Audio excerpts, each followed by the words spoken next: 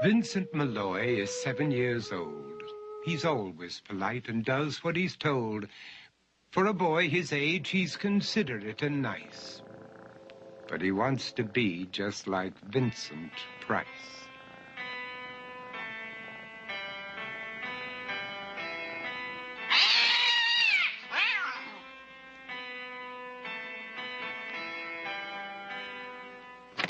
He doesn't mind living with his sister, dog, and cats, though he'd rather share a home with spiders and bats.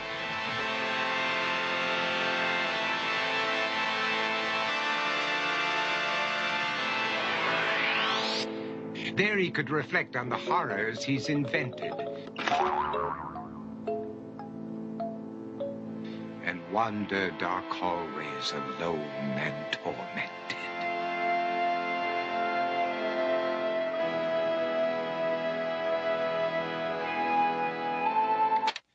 Vincent is nice when his aunt comes to see him, but imagines dipping her in wax for his wax museum.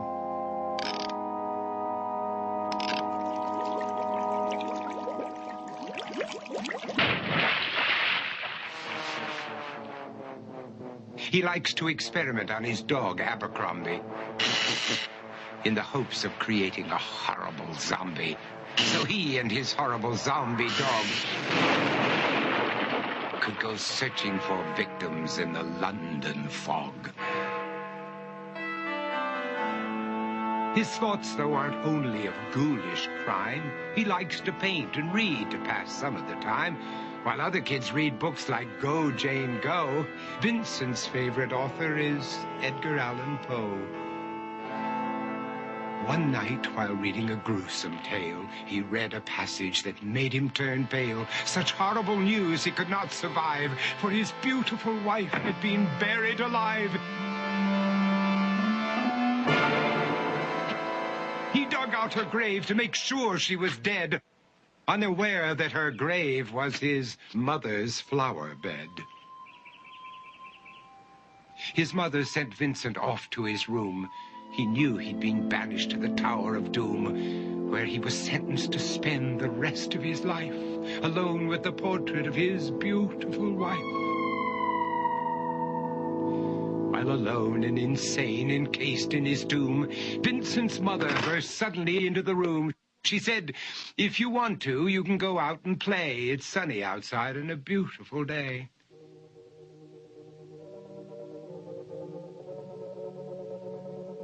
Vincent tried to talk, but he just couldn't speak. The years of isolation had made him quite weak. So he took out some paper and scrawled with a pen, "I am possessed by this house and can never leave it again." His mother said, "You're not possessed and you're not almost dead. These games that you play are all in your head.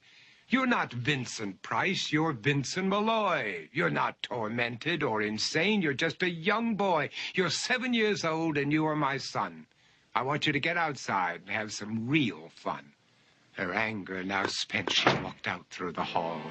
And while Vincent backed slowly against the wall, the room started to sway, to shiver and creak. His horrid insanity had reached its peak.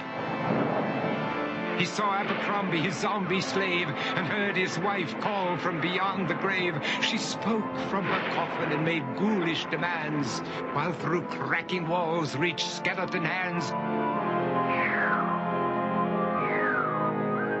Every horror in his life that had crept through his dreams swept his mad laughter to terrified screams.